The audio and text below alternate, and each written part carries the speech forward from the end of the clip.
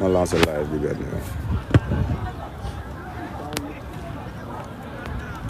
c'est-à-dire après ci live bi lay gën a yomb ma def enregistrement. gars yi Manchester United Sénégal rek laa soxla quoi si micro bi ku ma jox rek nee ma Manchester United Sénégal dañuy defar benn concept benn vidéo bu rafet après rek. Manchester United fan Sénégal ah Manchester waaw kay ba tey. day jël vidéo am da ngay jël micro wax jox kii wax.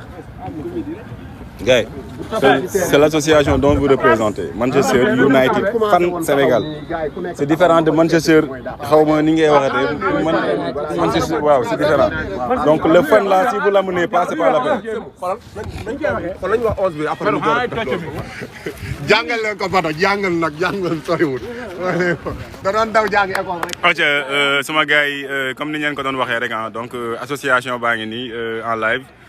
ñu ngi leen di share di leen bëggee bu baax a baax a baax alors di nuyu ñëpp nag di remercier ñëpp aussi voilà comme ni ñu leen ko waxee woon suñu rencontre bi nga xamante ne moom la ñu war a am ak ki nga xamante ne moom mooy waa OM 221 Marseille Sénégal ñu ngi nii stade Ndiarème pour football ko alors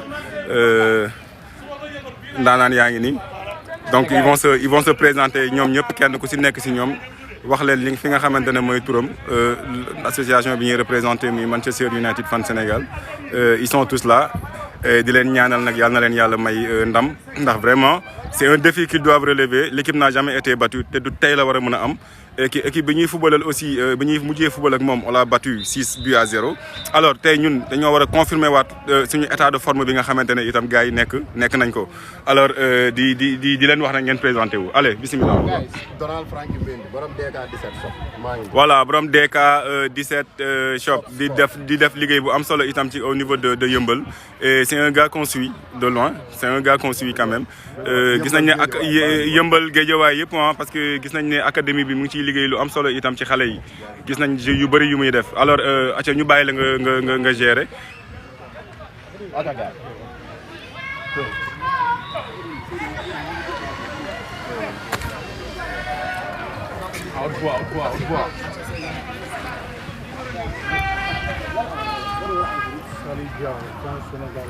Manchester United.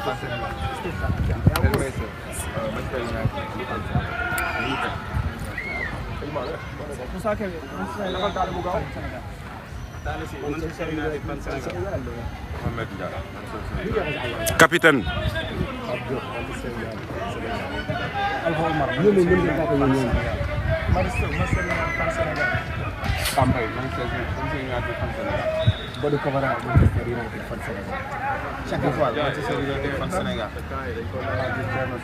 PCS.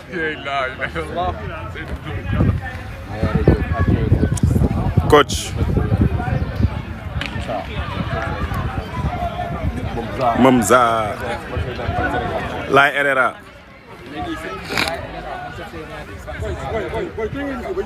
waaw man Mohamed Semou Diouf Manchester United fan Sénégal. Cheikh Salim Manchester United fan Sénégal. waaw mais les gars mi ngi noonu nag Manchester United fan Sénégal forever. rek. yooyu def nii ñëw na mun naa def ba pare.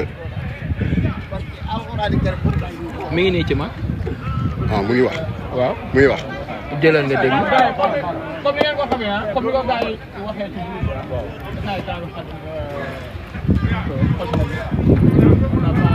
roofaatal li sama nekk. ñun ñëpp xam nañ ne woowuñu association bi ñu ñëw parce que bu ñu daan wootee mun naa ne ñun ñëppay plus de ay 50 personnes. waaye am ranger bagage sa bagage yi dama téye. association bi ci ay événement day tànn ci ay tournoi yoo xam ne dañu bokk nekkul naka dañoo xeeb ñenn ñi nekkul dara mais on a vu des nécessaires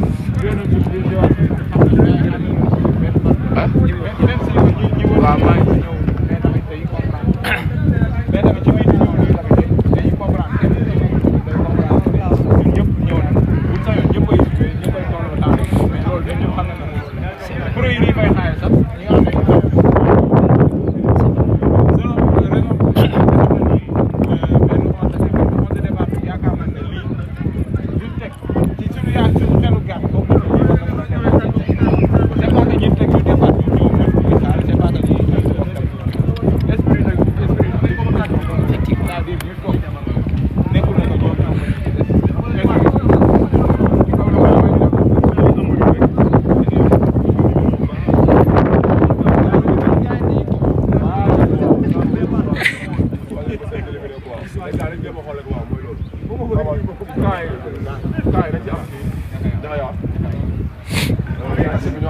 Ndiaye na nga réglé nag Ndiaye na nga réglé. Noam Gueye trésorier Jean Seydou waaw ñu am Moussa Dala si waaw centre Jean Seydou Diao Salim canal Franck Mbedi ak kii bu Fam ñu des ñu xaar après deuxième bi incha allah. incha allah waaw. live bi am boy teel yëpp benn bi maa ko moom ak Donald.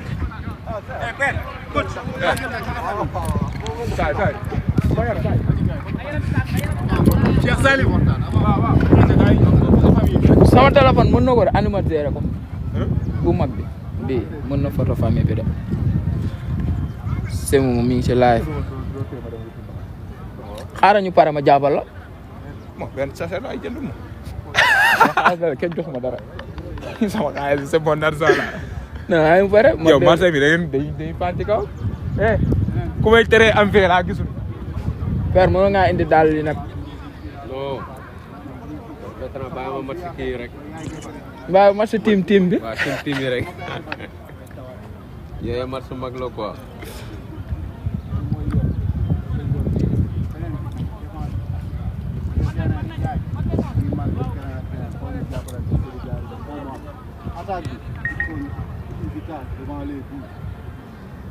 comprendre nga temps yi dafa gànde nañ tóor ci camp yi ba pare marquage bi ci kaw day commencé communication bi day am kapi ci yow lay commencé Ndiaye Diakhaya Bado ñëw si ñun dégg ngeen gars yi ku yambar dootoo football nag fii laa leen koy waxee fii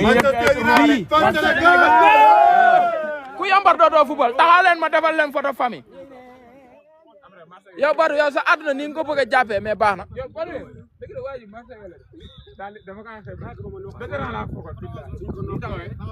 ñun ñi tamit ci suuf. Ndiaye. daw si digg bi. yee. nga xam ne nañ dem si kanam Ndiaye Gueye avancé Ndiaye tournel avancé taxawal Ndiaye yow taxawal rek dinañ woo ñëpp waaw. waaw. déedéet kii Ndiaye jël benn plan. kii bu faal dugal nii si Ndiaye génnal. Ndiaye génnal nii si bu faal taxawal place Ndiaye. waaw. acca waaw loolu rafet na. am ngeen lu xeere. est-ce que la ñu def benn photo waay ñun ñëpp. demal photo leen. demal photo leen boole ko rek def ko benn photo. demal photo leen. waaw ñoom seen téléphone ngoogu en live.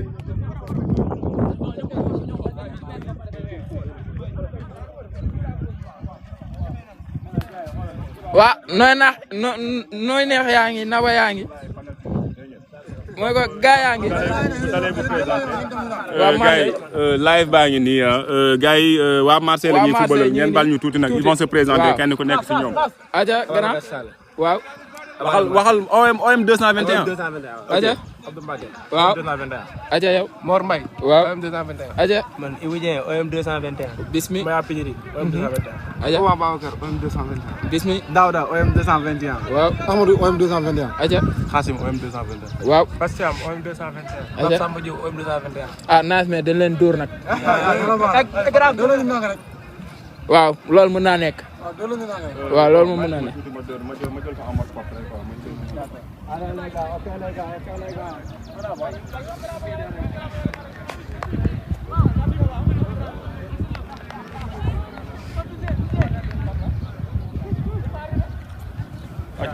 Bon match. Alors gars yi mi ngi nii donc match baa ngi noonu di waaj a départ alors Gueye Teranga ngi nii.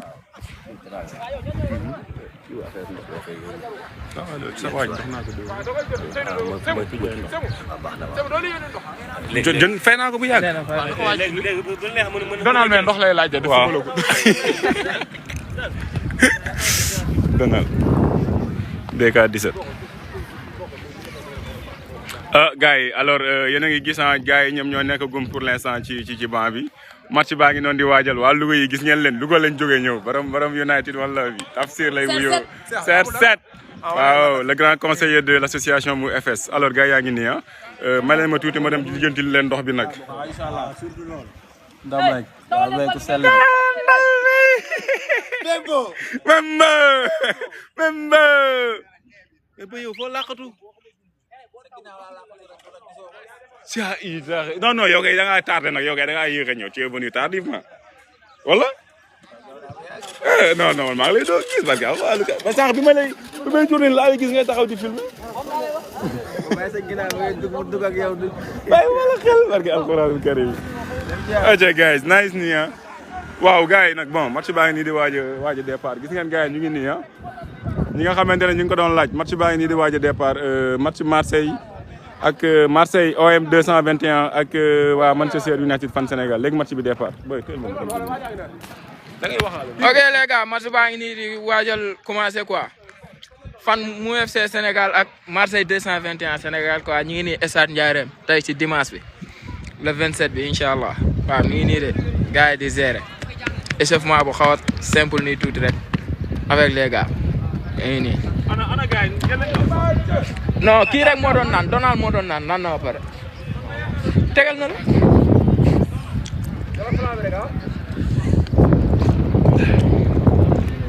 waaw mais coach mu FC Sénégal mi ngi nii ak Père Maye rek quoi les deux Père ngi nag ensemble bu xeere la laal tey waaw gis nga borom tëngeej.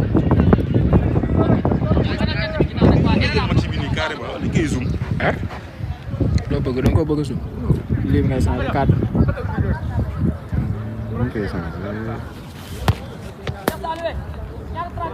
gars yi aca waa match baa ngi noonu départ na non du 45 minutes sax mais au moins gars yi seetaan tuuti mën nañ ko sax de mais bon gars yi temps match baa ngi noonu di départ ah ngeen ñaanal gars yi nag. da nga koy montage après wala. waaw yónnee ma ko. sa bopp baa ngi. non non yëpp nga koy Marseille baa ngi. yëpp nga koy bu ñu gagné nag dinaa ci sa war bu ñu gagné oh boy lii rafet na. sa kóol la nii. waaw. dafay kóol bi yàlla na loolu noonu moo tax muy toj. kóol bi kay. 15 000 la nga ko waroon jaay nag. doon xool koy iri rek caw ko gagné. pourtant maa waay. waaw xoolal kii yaa ngi nii prophète ñëwul te dugaloon na photom waaw prophète yow la moo tax ñëwoo. ah ok ah tour de famille de man li ma ciy fàttaliku mooy ngénte kii Maristo mooy kii bi quoi ni ñu koy waxatee sax beñe yi ak ataaya yi alors gars yi am na ku ñuy demandé pour yéega julde gars yi tey man yéegalu ma nag gars yi de nee nañ mën a changer cadre bi laay changer mooy mode manuel pratique après ma ñëw invité multiple bi jaru ko soxlawu ma invité multiple fan laay ñëw yow léegi match non lii. non pas football yow li nga defoon sànq baax na. waaw yow yaa ma ne ma changé cadre bi xaw ma la. waaw te moom nga changé sànq moom nga teg nii sa baaraam bi. non kan yëg laa def zoom la rek nii. waaw loolooy cadre bi. pour man da nga ne ma changé position amul nii de lu ma ci xam. loo xam ci ngaaga jàngal nga bañ. waaw gars yi audience bi nag yéegagul noonu Awa Sow waaw maa ngi lay siyaar Awa Sow. ok bàyyi ñu def nii tuuti. da nga leen di zoom. boo leen zoomé. kay zoom.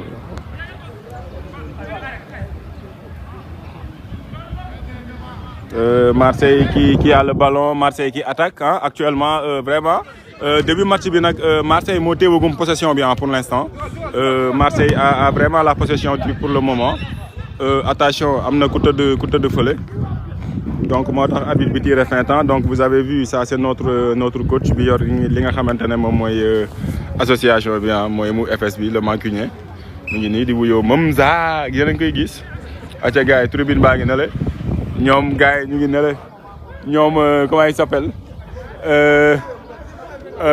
il s'appelle Muntaxa du booyu kenn ak Palaay Sila ñaari doomu ndey yi waaw yow yéen a ngi ci live.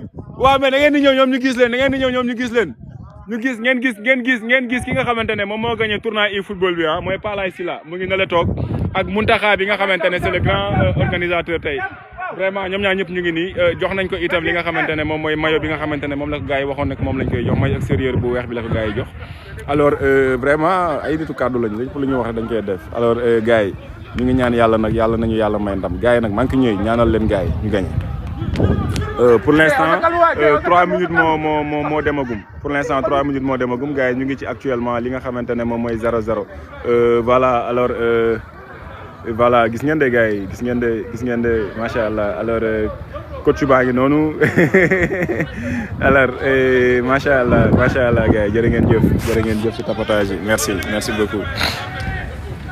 am na nag coup franc bu am mais c'est pour waa Marseille là au niveau de ci kaw fële na le alors Laye Herrera mi ngi nii yéen a ngi koy gis waaw borom copain PMG xoolal Laye ak casquette bi baay Laye xoolal solul maillot Manchester de casquette Manchester la sol Laye xool leen gars yi solul maillot Manchester de xool leen coach gars yi solul ñu maillot Manchester de xool leen oh mais père yaa mun dóor mais pour yéen gis ngeen père li mu blow mais yéen est-ce que gis ngeen bleu bi mais attends mais yéen attends père génneel maillot bi mais yéen gis ngeen alignement bi gis ngeen alignement wu père bi yéen xool leen non mais booy may ma non man booy xoolal jëlal sa kóol may ma toog ak père daa non boo leen defee nii nag mooy daal defee nii waaw tuutul de baax na jëlal Seydou mi ngi nii ak père Mayere merci beaucoup Sémou Diouf non père daa dégg macha allah waaye père top c'est vrai que boo zoomé fii bi day xaw a ñaaw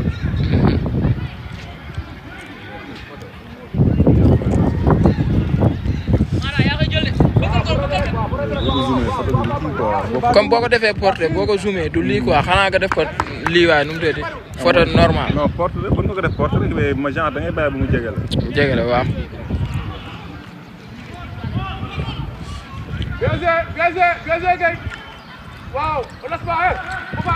man sax amaguma photo mais man dinaa ñëw ci stade ba ñibbi te du ma am photo quoi.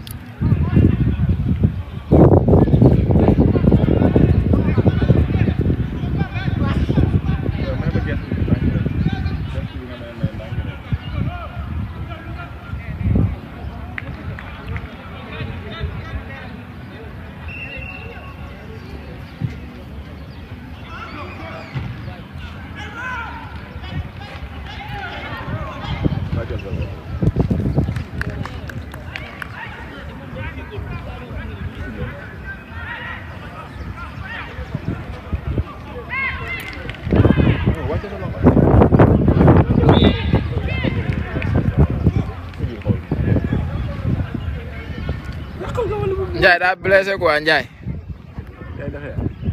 ah moo xam de ñoom ñoo convoqué benn góol ngay.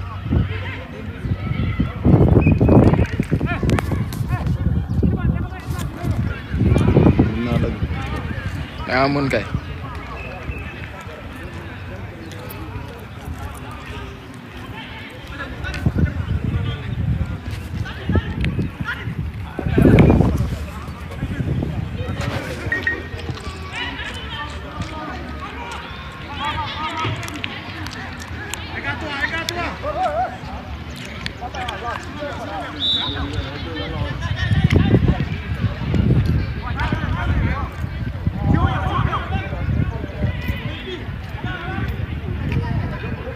Ozil wàññil Ozil dama récupéré.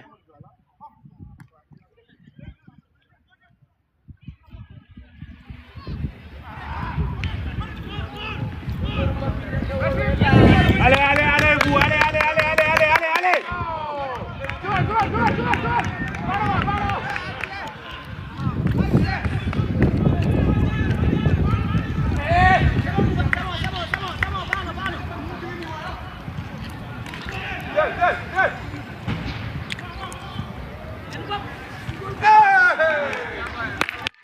attaquant bi. dina ma may benn gëm naa ko. c'est que man comprendre ma seen dégâts 17 bi lan lay football quoi. mooy pointe bi. xamoo Donald ya. non xam naa Donald mais lu muy def si fii axe bi kay man moo ma jaaxal. mooy attaque terrain la quoi. déet Donald attaquant pointe. Donald bu notaire pointe la de. attaquant pointe.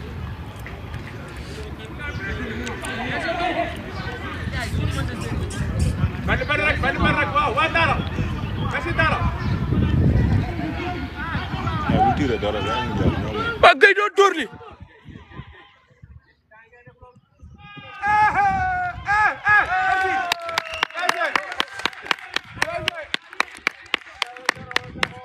ah les gars 1-0 ah.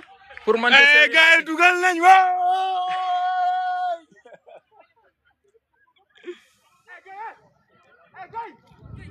Seydou moo dugal Seydou Diallo. Seydou Diallo moo dugal Seydou Diallo moo dugal Seydou Diallo moo dugal Seydou Diallo. Seydou mi ngi nii si milieu terrain bi. ay Seydou.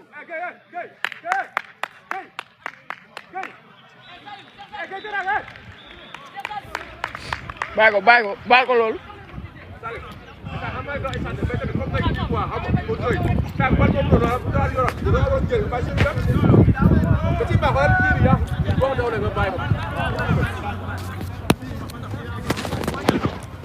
noonu rek waaw noonu rek waaw noonu rek. merci merci.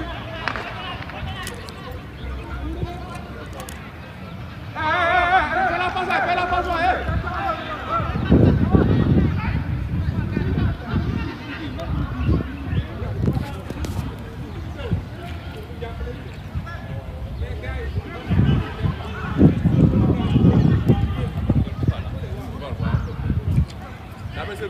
Seydou moo ko dugal Seydou.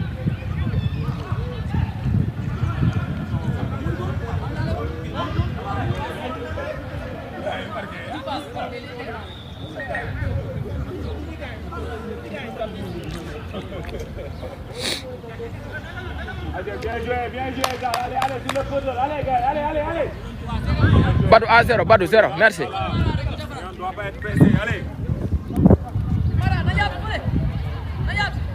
mais Sémou lu tax li dan si sentiroo fii benn genre noirceur comme pas écran bi noonu. non non lii kii la. wala lim ko def ñu ngi ko def kii portrait bi la rek je pense.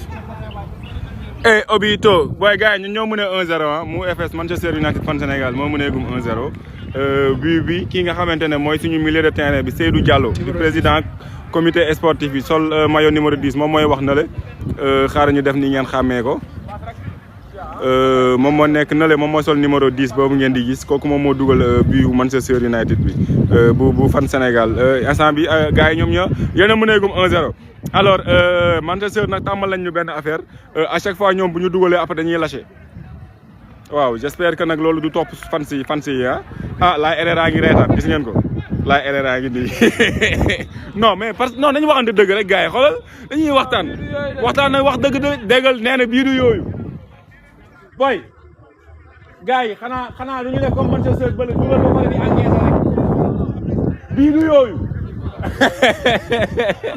alors gars yi nee nañ bii du yooyu mais pour l'instant ñoo mëneegum 1-0 nous sommes actuellement à la 12e minute donc bii bi mi ngi dugg ci ay 10e minute bien joué Zal allez Zal allez mon boy allez un bon centre le retrait oh là là quel retrait de Donald mais la course de Zal mais quelle course de Zal ouh là là mais gars yi Manchester United fan Sénégal mi ngi dund teranga bi la teranga gars yi nee nañ mais match bi jeexagul demagul fenn de mën na am ñi tàngaguñu jox ko ndox waa Marseille yi ñu ngi laaj ndox waa Marseille yaa ngi laaj ndox waa Marseille yi ñu ngi laaj ndox alors ñu ngi am corner je pense que c'est un balle de but il faut marquer ce but là les gars il faut marquer le deuxième but et déjà ñu teel a assurer teel a libérer supporters yi comme on a l'habitude de le dire quand on voit Manchester United jouer mu ngi noonu alors gis ngeen ko action bi oh dégagé na ko hop Talla Sy moo def tackle boobu wala la lii carton la oh ah Talla Sy mais quel joueur waaw kooku mooy suñu Casemiro wala Ugarte tay Ugarte mooy yëngal dégg gars yi dañ ko xas ba Ugarte dugg def match voilà mais loolu jaaxalu ma xool leen dalu gars yi nee nañ léegi moom bu mu génn suñu 11 non mais maanaam supporter Manchester yi kenn xamul lan lañ bëgg léegi dégg naa ñu ne dóor gu moo dàq football mbamu alors gars yi voilà donc ñu ngi ci match bi ba léegi alors Manchester United la bu fan Sénégal comme à son habitude l'équipe n'a jamais été battue et gars yi nee nañ du tee lañ ñuy dóor nag alors alhamdulilah pour l'instant ñun ñoo mënee gum 1-0 c'est une fierté et vraiment ça fait vraiment plaisir honnêtement alors le coach gis ngeen ko gars yaa ngi nii taxaw ñoom lay Herrera gis ngeen ko de moom tam da mu nëbb kanam bi nag parce que day bëgg day bañ PMG xàmmee ko quoi copain am alors Omar Ndiaye aussi il avait dit qu'il allait venir maa ngi koy seen foofu noonu léegi moom itam mais bon certainement dafa liggéey ci dimanche bi waaw moom boo ko gisulee rek xamal ne xëy na job bi la voilà parce que gars yi ñu ngi doon laajte itam lan moo tax Omar Ndiaye ñëwul parce que moom mu ngi dëkk fii alors score pour l'instant ñun ñoo mëneegum 1-0 Manchester United fan Sénégal moo mëneegum 1-0 but marqué par Seydou Diallo le président du comité sportif voilà alors moom moo dugal score bi actuellement 1-0 pour Mou FS VS OM 221 bu Sénégal alors pour l'instant ñun ñoo mëneegum 1-0 temps bi mi ngi toll ci 15e minute alors ñun nag suñu but bi ñu ngi ko dugal à la 10e ou 9e minute comme ça un joli but un but d'équipe vraiment but la boo xamante ne sax je pense que ci première intention bi Gueye Teranga il avait la possibilité de tirer mais il a préféré le collectif deful ni Kounian au fait il n'a pas essayé ou cherché à tirer pour marquer son but il s'est dit non bàyyi ma génne ko retrait et voilà Seydou a suivi la défense itam bon ils ont mal défendu et mu profité dugal li nga xamante ne moom mooy bu Manchester United fan Sénégal alors actuellement ils sont en attaque attention Seydou Diallo loolu lañ koy dugalaat waaye on assure ça waay gars yi maa ngi jégalu de xam nga rek man nag nii la demee alors je vais redonner le téléphone maa ngi ñëw de waaw Oumar Ndiaye nee na mu ngi ñëw alors ça fait plaisir gars yi parce que défense bi quand même dinañ soxla défendre alors gars yi gis ngeen de gars yi am na ko tardé waa Marseille yi la xool leen rek daa nelaw ba xolam sedd mu ñëw di laajte ndax mi-temps nañ xool leen ko waa Marseille la daa biddanti nee na fi mu jógee moo sori quoi en fait allez construisez allez bien joué aca mu simple rek face voilà mu joxe benn Ndiaye am Ndiaye joxel Diop marquage bien joué Seydou ballon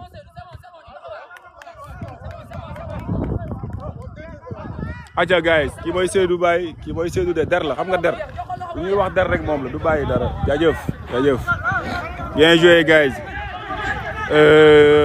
voilà alors waa Marseille ñu ngi noon di dóor seen coup franc Marseille nag pour l'instant ils ont débuté avec la possession ci bal bi match bi débuté ñoom ñoo yoroon bal bi les 5 premières minutes waa Mou FS dafa mel ni ñoom dañoo taxaw di leen seetaan di xool ñoom lan la ñu andi faute am na arbitre faute de main avantage la bàyyi ok voilà alors waa Marseille ñu ngi jéem a dem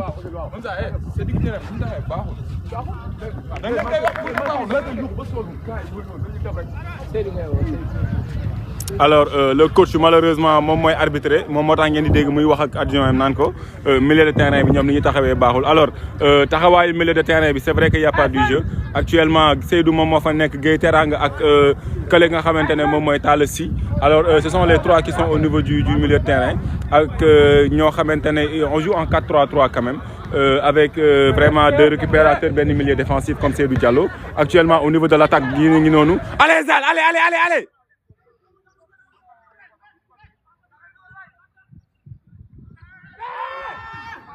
non raté na ko Boufal mais gars yi Boufal raté na wop Boufal andiwul dara mais yéen kii fu mu fanaan démb mais Boufal on marque ça quand même allez le grand capitaine a ngi noonu le capitaine exemplaire en Grand Ndiaye notre doyen Seydou ngi nii le buteur du jour moo nekk noonu moo def passe bi moo def sol 10 bi moo ngi daw de mu ngi daw attention dugg na oh. le but de Donald. mais yéen gis ngeen but bi yéen. mais yéen gis ngeen but bi yéen ba pare dédicacé ko waa RDC. waaw mais quel but. waaw mais niveau waay.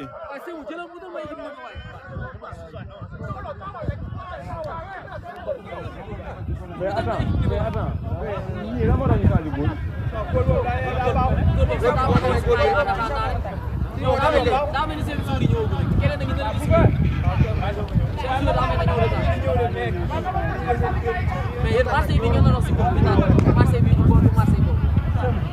ndekete bii gën a bon moom ñoom ñoo tax sax solo bi équipe non soo ñëwoon dañuy dee non c'est bon yow soo ñëwoon dañuy dee.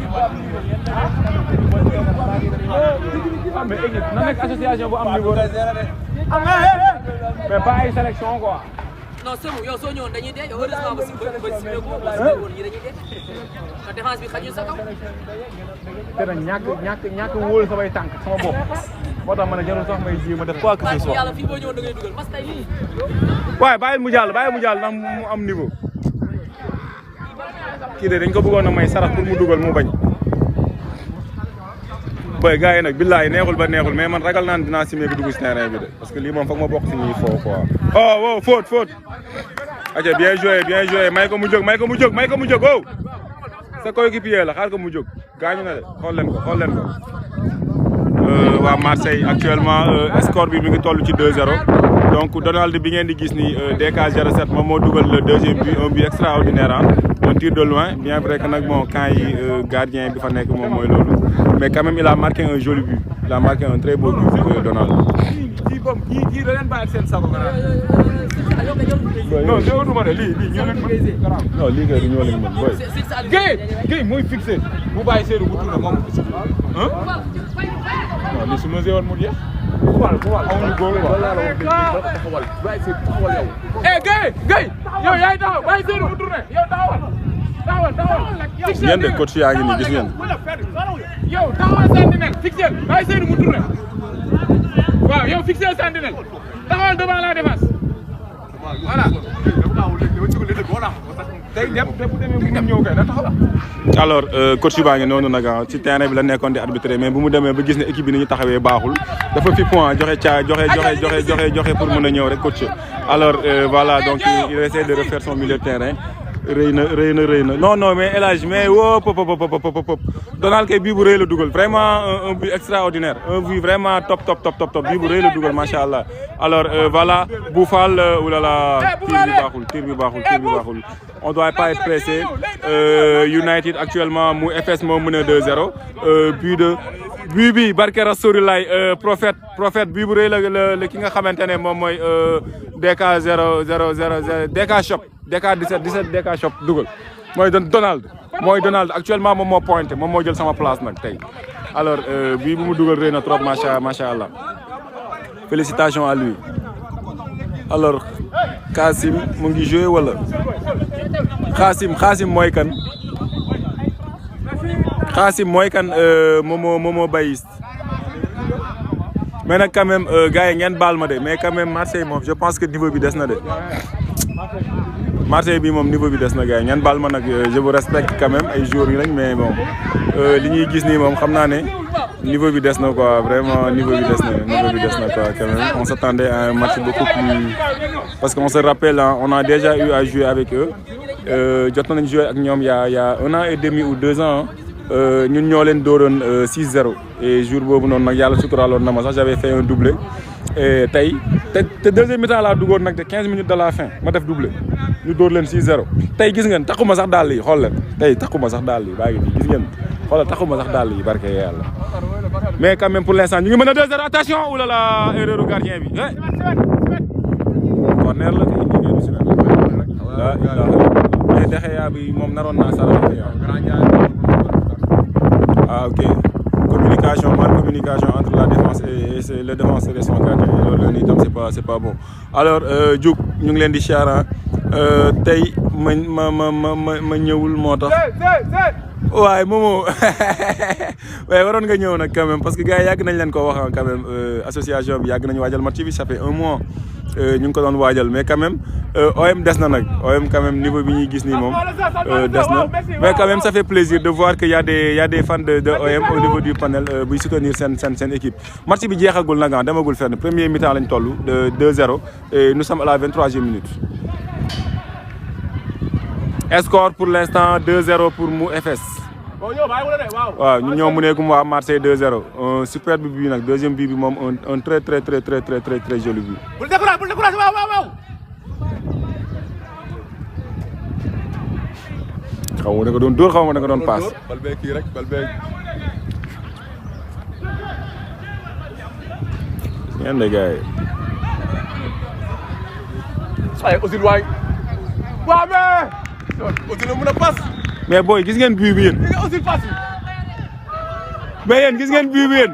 premier mi-temps 3-0. premier mi-temps 3-0. coach baa ngi nii. le coach est là.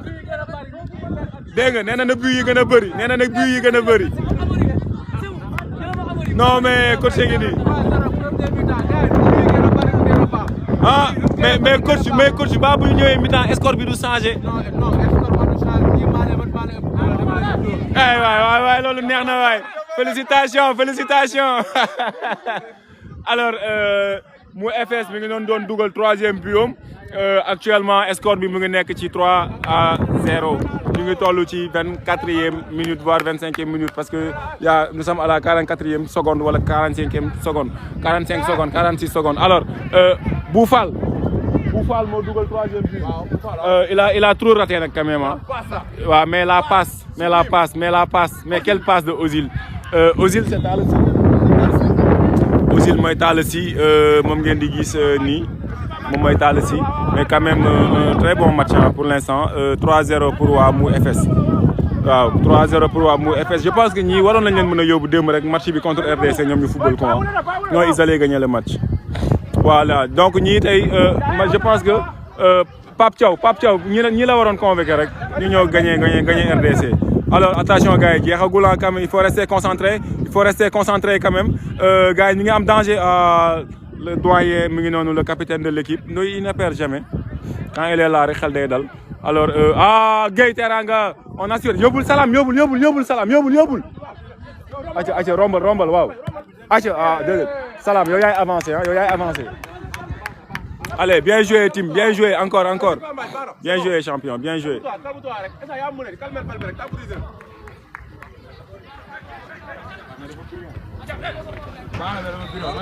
kan si kulaaram bi ni mu taxaw soo fi taxawoon dama dinaa def lu moom waaw baax na deuxième mi-temps non boo andee 3-0 c'est mieux kañ taxaw fii neex na 3-0 problème bi du 3-0 problème bi xam nga lan la c'est marquer des buts faire partie des légendes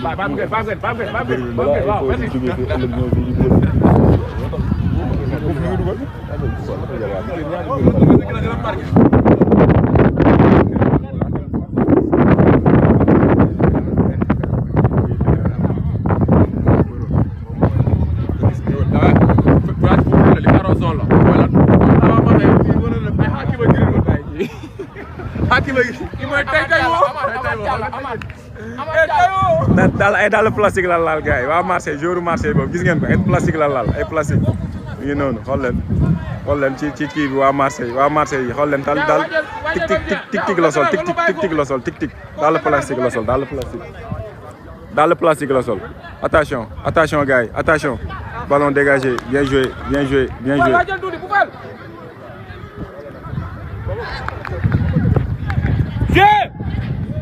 merci Kabi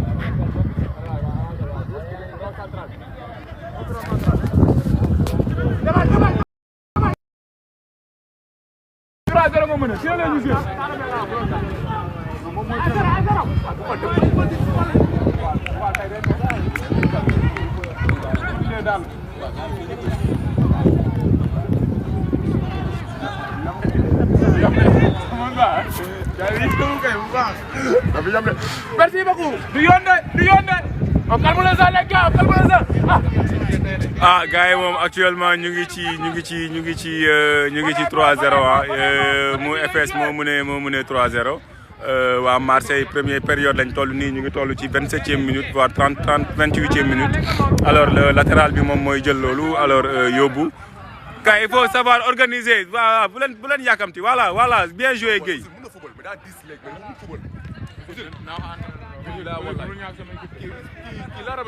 liggéey bi la xam nga liggéey bi parfois da la koy waaw billaay wallaay ah brisé beneen équipe bi may doon Seydou jël rek tullil ma man tullil rek man danaa ko jël daw rek man jox ma rek ma daw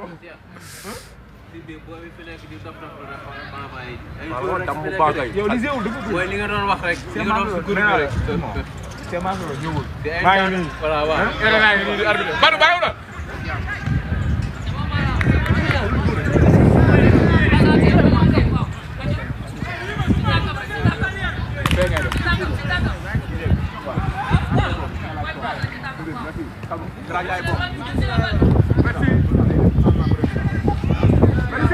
grawul ci bu bees la quoi bien joué nice effort Gueye bien joué Gueye Teranga kokoy Gueye Teranga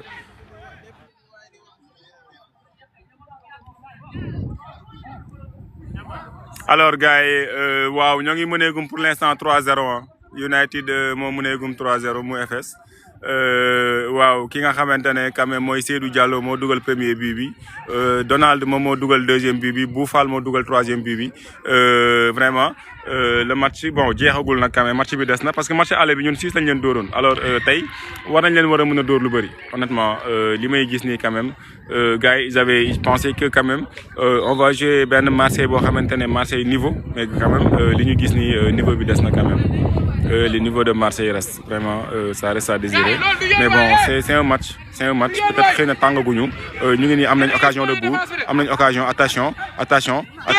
attention mën nañ dugal de attention bien joué gardien bien joué ça c'est De Gea notre Maristo alors lui il assure mais quand même c'est bien on commence à avoir du jeu côté marseillais waaw Marseille ñu ngi commencé génn dafa mel ni seen joueurs yi ils sont venus un peu en retard et vraiment on commence à avoir du jeu du côté de l'Olympique de Marseille OM 221 Sénégal. waaw merci waaw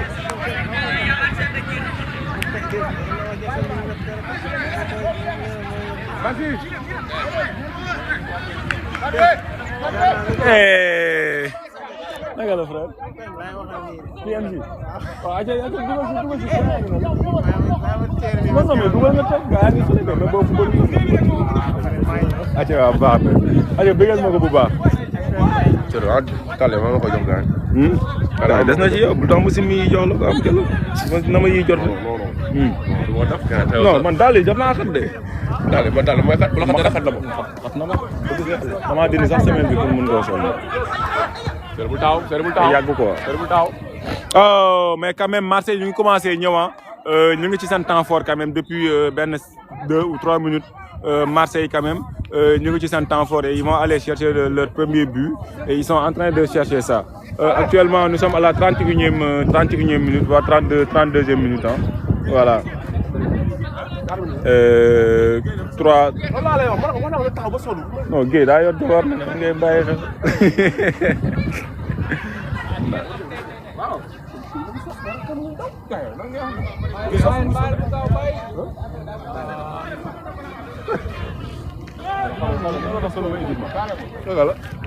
gars yi attention Marseille mi ngi ñëwaat ah commence à jouer faute am na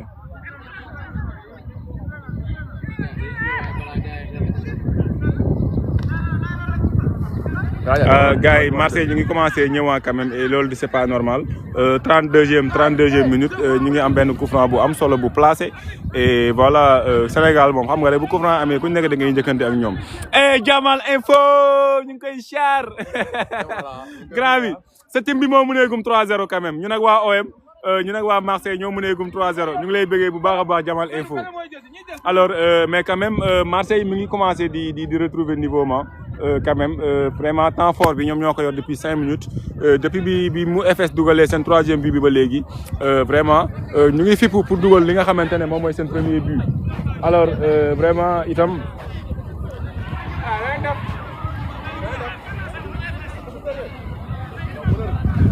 gis ngeen ne xale yu jigéen yaa ngi noonu ñëw di seetaan si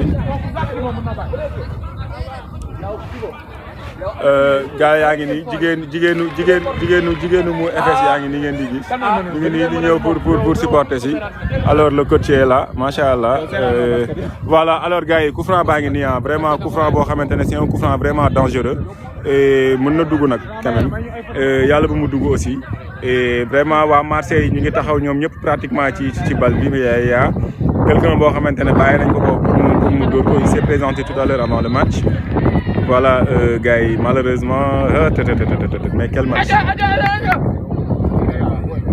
alors gars yi bon on espère que ça va pas rentrer hein quand même et c'est un très bon match. Oh là là là là mais c'est pas mal c'est bien tiré da ko cadré wul rek mais quand même c'est bien tiré alors ñaata le Mody Mbaye di laajte actuellement mu FS moom moo mené waa Manchester United fan Sénégal ñoo mené pour l'instant 3-0 alors les buts ont été marqués par ki nga xamante ne moom mooy yor bal bi na la muy Seydou Diallo alors moom moo dugal premier but bi deuxième but bi Donald Trump moo ko dugal un but magnifique hein juste boo passé milieu de terrain bi rek foofu la tollu dóor dugal bal bi mu nekk deuxième but bi troisième but bi suñu attaquant bi ngeen di gis ci aile bi fële muy Boufal moom moo ko dugal alors pour l'instant score bi 3-0 la pour waa Manchester United fan Sénégal et on espère que y en aura d'autres buts pour téléspectateurs yi nga xamante ne ñu ngi toog di seetaan match bi alors un grand merci à vous vraiment merci beaucoup aussi pour les tapotages alors coach baa ngi noonu gis ngeen ko de ñoom du ñu bàyyi du ñu wax ñu ngi fii di coacher gars yi arbitre bi dafa mel ni am na lu muy signalé en tout cas ça marche yéen a ngi dégg coach bi vraiment itam il essaye de motiver les joueurs il les replace boo defee lu baax moom il te dit bëgg naa ni ngeen koy déggee alors l'association mène actuellement 3-0. alors waa Marseille quand même Pansy ñu ngi laajte lan moo leen dal comment se fait-il attention woo pop mais quel raté mais nag audio am na de.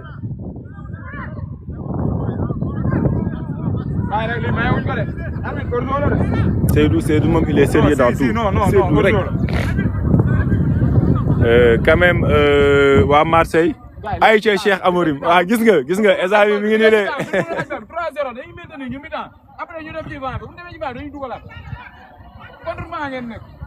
alors yéen a ngi dégg coach bi nee na gars yi contre vent la ñuy joué te ñun ñoo mëne 3-0 alors but de Katamo 2-0 ah yéen Gabon moom mi ngi bëgg a dee di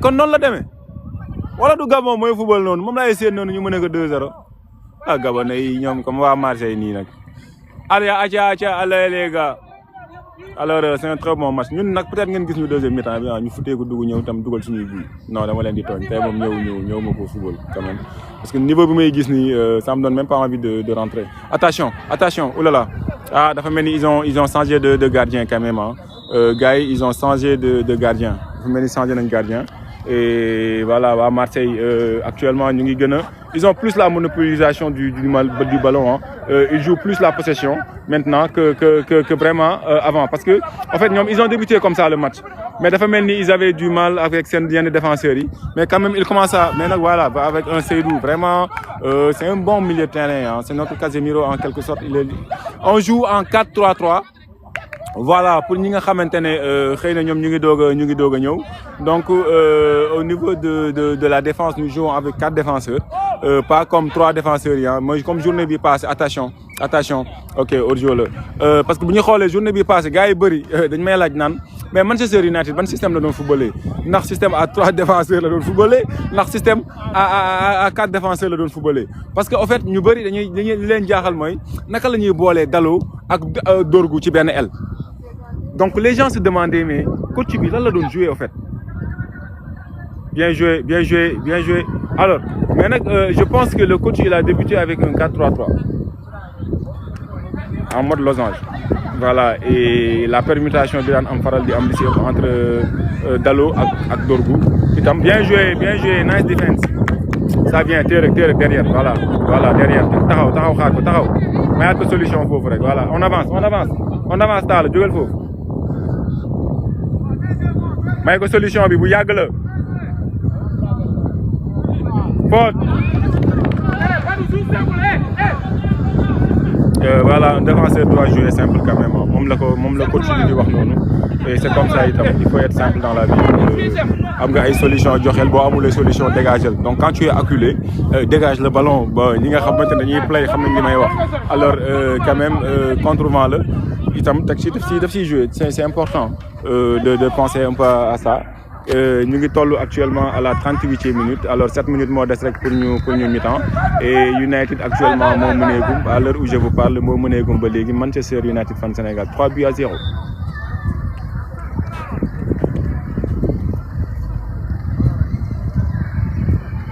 alors gars yi nag lii nag c'est une première quand même ñu def live 45 minutes yoo xamante ne war nañ leen mi-temps bi ngeen seetaan ko alors deuxième mi-temps bi nag bu ngeen seetaanul lépp aussi il faut comprendre li ñuy woowee batterie bi mais bon andi nañ power bank pour loolu aussi pour vraiment def de sorte que match bi ngeen seetaan ko yëpp ba mu jeex et promesse la woon et on doit la tenir et c'est comme ça. Il y a des questions qui m'ont été posées au niveau des groupes WhatsApp ndax quand même 3-4-3 ah waay booy yow gars yi football wuñu 3-4-3 waay il y a des questions qui m'ont été posées naan ma ndax dinañ def match bi live quand même joueur à terre mais cela ne veut pas dire que itam dañuy def arrêt quand même on doit attendre l'arbitre mais arbitre bi sifflé na quand même am na joueur bu Manchester United bu tëdd dafa mel ni Gueye Teranga la c'est que nag moom Gueye Teranga la de waaw moom la kay Gueye Teranga moo blessé noonu moo tëdd ndeysaan waaw moom nag temps yi kéet bu bees la quoi xam nga et loolu lañ koy comprendre aussi alors njëkk a féliciter aussi di nuyu jabaram de passage moom mooy Gueye Teranga président comité sportif bi adjoint en même temps du trésorier bon mu ne 4-5-2 bon Prophète nee na 4-5-2 la attends 4-5-2 yi mooy match Amorim bi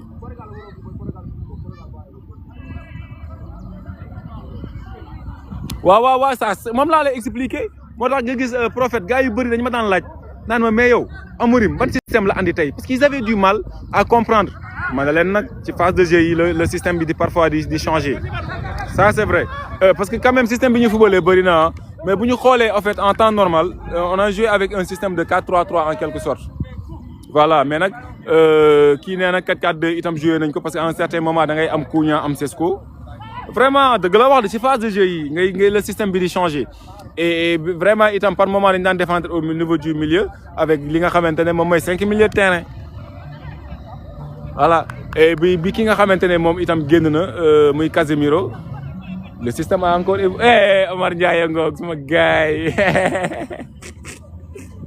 wàccal sa caméra gars yi terrain bi lañ bëgg a seetaan gars yi tant que wanewul kanam bi du ngeen seetaan match bi parce que moo tardé mi ngi doog a ñëw mais daal liggéey woon nag loolu moom leer na ma ko waaw moo ko waaye ku ni bàyyi xool bu may filmé ba yow waaye bu ma filmé bàyyi aca waxal ak gars yi la waaw waaw Dexe yaa lay waxal gardien bi Omar Ndiaye ngi noonu doo wuyew yow xamal dara ñu ne siwal ba pare ngay kii wax ko terrain laa nekk terrain gardien bi lay tutoyer gis ngeen ko mais il reste concentré il reste professionnel alors gars yi Omar Ndiaye bi ngeen di gis ngeen nii voilà alors grand bi mais yow foo nekkoon bàyyi waaye nekk ci dina lii rek yaa ma gën a xam bàyyi man ne fu man da ngaa dóori tey sax non dimanche fu man yaa ngi pharmacie de dimanche yi dama ko doomu dama daan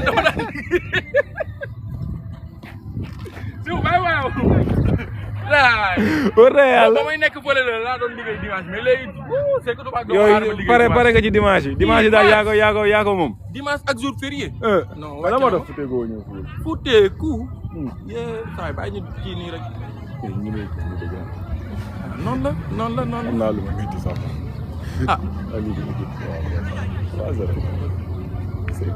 dafa ne mais c'est-à-dire il s'est basé sur ay lim def ko lim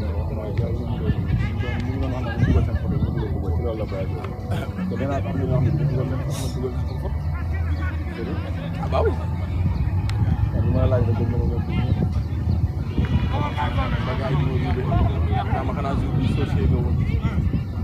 ah moom nee na ma gisee loolu bàyyi bu ñu ngi naan. waaw métti na kay. déedéet yow. amaat yow bay yow. non match day amaat maanaam lii dee daal lii rek moom moo ko soxla. non xam naa ni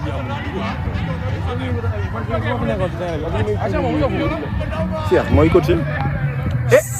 sa waay moo ko napp nee na ko kuy coach doo football. waaw mais Tamangoog Tamsir gis ngeen de gars yi yaa ngi doon doog a egg si waaw mais frère maa ngi siyaar de.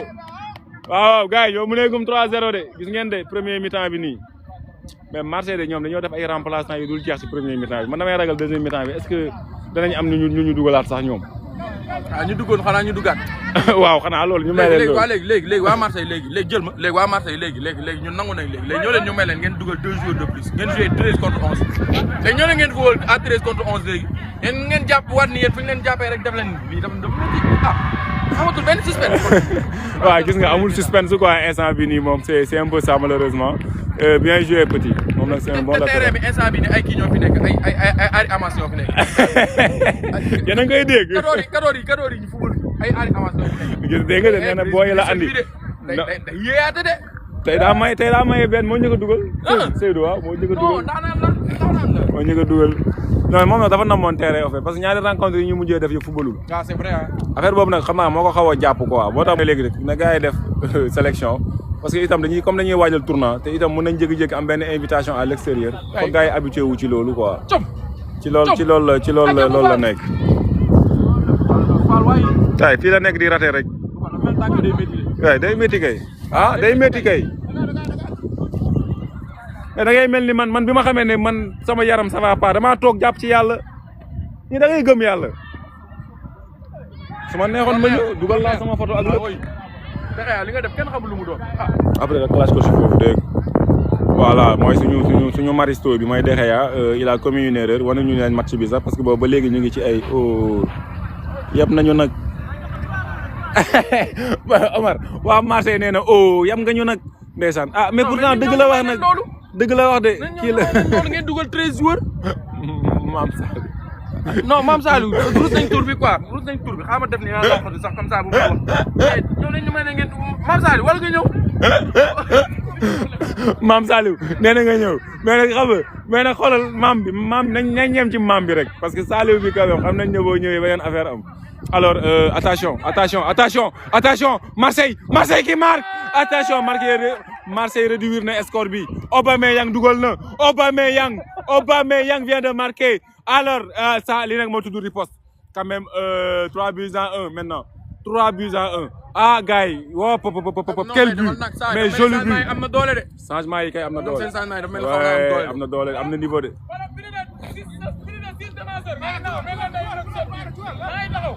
saa yu tey fi ko sax moom il ne marche pas ses mots de moom mooy coach boo xamante ne moom comme genre Mourinho yooyu la. saa ngeen doon daal tey ko sax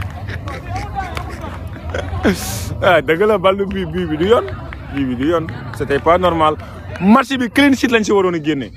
alors vous pensez que c'était un match facile je vous l'ai dit c'est Manchester United 46e minute gis nga de ñoom fu ñu dugal à la Fergie time lañ ñu def dañoo dugal rek ñu mi-temps donc deuxième mi-temps bi dinañ ñëw defaruwaat alors gars yi nag c'est il faut être gars yi sérieux. rassemblement Il faut vraiment être sérieux. On va aller voir du côté de Mars Medley.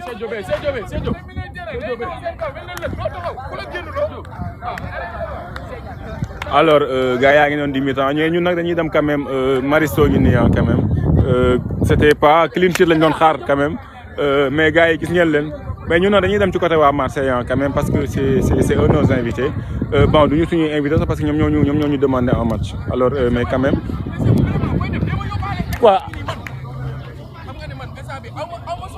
bilaay jaaxal na ma mais nag da nga fee war a am soxla. yow ci kilifa yi nga parce que foog ñu dem ci waa Marseille quand même ils vont donner leur mot. par rapport ak match bi quand même. mais je vois que waa Marseille dañoo nax gars yi ñoom dañoo denc seen joueurs yi ba si kanam. dañoo iri gars yi. alors le Marseillais est là il va parler avec vous. parce que après match bi y a beaucoup de manquement loolu la quoi moo tax. mais deuxième mi-temps ba gars yi commencé ba premier mi-temps ba gars yi commencé ñëw si fin ba commencé dañoo yéex a dugg ci match bi. ok ok mais match bi neex na trop premier mi-temps on gis nañ ci rythme bii bëri na. tout lépp mat na daal. lépp mat na alors c'est un match qui vous parle alors on va aller itam voir du côté des autres aussi. Parce que moom li mu wax dafa am solo ah c'est-à-dire l'équipe a encaissé parce que ils avaient seen ay joueurs ils sont venus en retard te le match a débuté à 12h30 donc may nañ leen vraiment temps pour que ñu mën a def mais dafa am ñu bëri ñu amoon retard xëy na moo waraloon match bi ay Thiès. ok. mais il faut lancer un message pour les supporters de Marseille qui sont à Dakar. ñu ñëw ñu intégrer seen kii bi structure bi loolooy tax seen match yi nii ngeen di gaaw a kii ñun fii nii lu ci ëpp ci gars yi ils sont de Dakar. Manchester United fii lu ci ëpp ci gars yi ils sont de Dakar. gars yi dañuy ñëw woote même ñu sori yi sax dañu koy def suñuy def. quoi qu'on puisse dire tamit professionnalisme dafa baax ci liggéey. te man yu FC Sénégal. 2018. yi nga gars yi. boo xoolee ni ñu doon communiquer ci biir cour bi da nga xamante ne ñii ils ne prennent aucun match à la légère. wallaay au sérieux billaay. peu importe adversaire surtout PCS bu métti lañ yor. solo sa bopp gars yi xoolal gars yi dañ lay def nii. wallaay wallaay buñ la message ci biir groupe wallaay gars yi jël la PV. ndeysaan ok muy am dëgg la loolu lu am solo la la surprise du chef.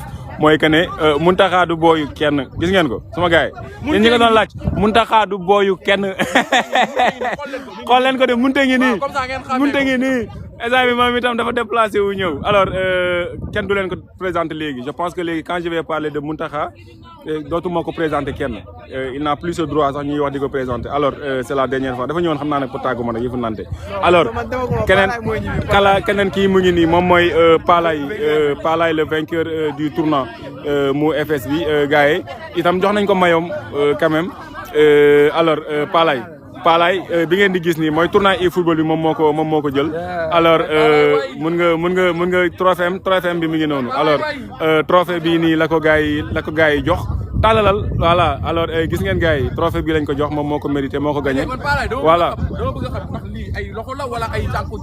ah man de jaaxal na ma.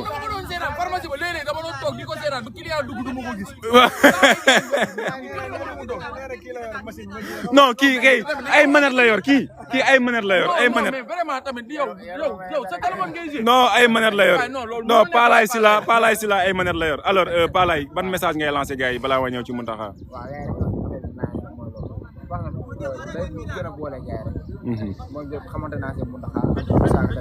ndeysaan dëgg la macha allah ça fait vraiment plaisir dégg ngeen kàddu bi alors ñun tam maaleykum salaam moo alors waa Marseille yaa ngi nii maa ngi ñëw ci yéen laa jëm si nii alors gis ngeen de moom nee na dóor yi ñoo métti quoi moo tax mu bëgg a daw acca dëgg la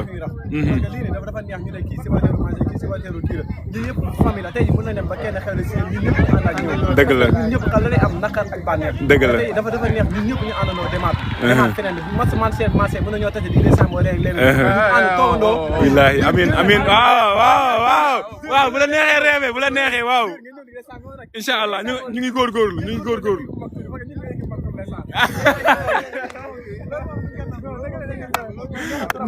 Mountakha nee na loolu moom ni nga ko nangu mais quand même ça a été un plaisir ah pour bu rëy non mais garaawul dañ koy muñ rek waaw ah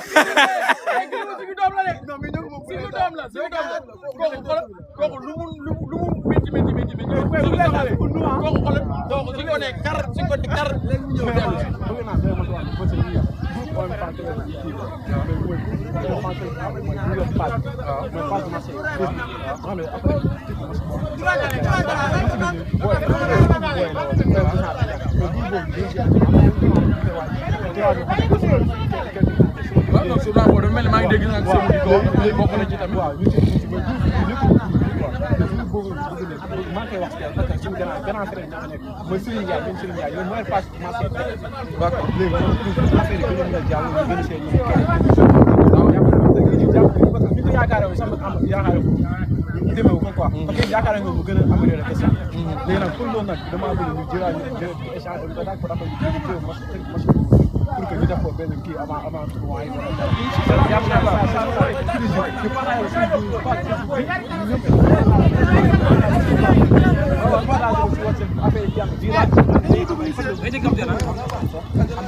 le buteur du jour alors ñu laaj ko ci premier mi-temps bi quand même naka la jàngatee premier mi-temps bi bëggoon naa ñëw si ñoom mais comme ni ñu doon waxtaan bëgguma woon dem di leen déglu alors mais c'est le buteur pour le moment de Marseille bii bu rëy nga dugal alors noo jàngatee première période.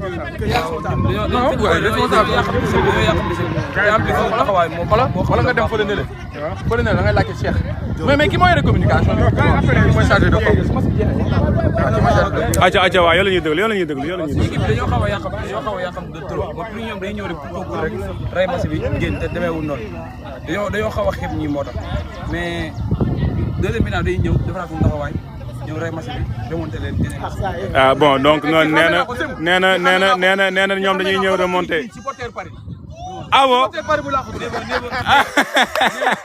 alors da ngay sànni xeer rek ndax quand même Marseille alors doyen alors toi aussi tu étais là ci première période bi alors ñu bàyyi la yow itam nga joxe ñu sa avis ci li nga xamante ne moom mooy première période bi parce que deuxième mi-temps baa nga ñëw waaj a commencé léegi. xam naa ne waaw man ñooñu xaw a ëpp rythme tuuti parce que ñun boo seetloo sax la plupart de nos joueurs ñëw mais bon. match bi neex na trop. en plus am na fair play xam naa dañuy jéem a forcer rek deuxième mi-temps bi jéem a indi benn équilibre ci milieu terrain bi ak attaque bi. su ko defee défense bi tamit mun baax ñu daal di. incha allah alors en tout cas un bon match lañ leen di ñaan. waaye la yow itam nga jox ñu sa avis ci première période bi balaa ñoo dem ci deuxième période bi non xaaral mun taxaw. waaw avant tout maa ngi leen di nuyu ba di leen siyaare. ñu ngi lay bëggee merci. waaw première période bi joué nañ ko Manchester am na temps fort am dugal na ci ay occasion yi nga xam ne am na ko exploité na ko ñun tamit am nañu ay occasion mais dugaluñu loolu mooy wane ne football loo raté dañ la koy dugal. dëgg la loolu moo tax. ñu jéem a rattrapé wu ci fin match deuxième mi-temps bi ñu ciy rattrapé wu. parce que dem nañu verser ak benn but.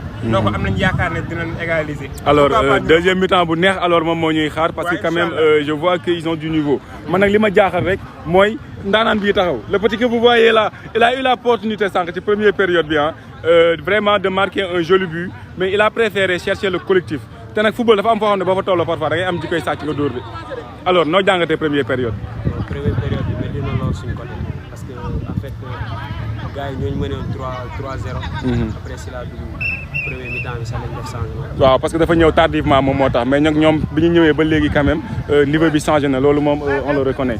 alors deuxième mi-temps bi léegi mu départ yéen a ngi gis joueurs yi ñu ngi dugg ci li nga xamante ne moom mooy terrain bi alors ñun ñu ngi ñëw génn alors vraiment c'est un très bon match quand même un très bon match Laye ngi noonu Laye Herrera ngi noonu alors DK Jérosop bi ngeen di gis mooy ki toll ci milieu de terrain bi dugal moo nekk nii alors DK gars yi nee nañ félicitations déjà pour ce but bu rëy bi mooy deuxième but bi mais alors qu'est-ce que tu as à dire par rapport à première période bi.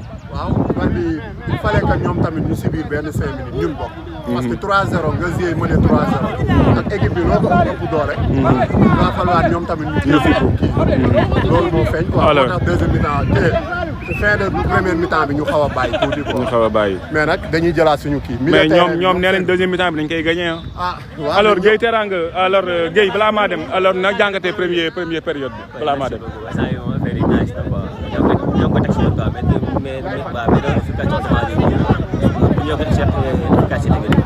mais alors deuxième mi-temps bi nan ngeen koy waajalee instant nan ngeen koy. ñoo ngi concentré wu di xaar instant bi deuxième mi-temps bi. ok mais j'espère que il faut gagner ce match là en tout cas Marseille defaruwaat nañ alors gars yi bon match et voilà mu ngi noonu ma bañ fee yàgg alors vous avez vu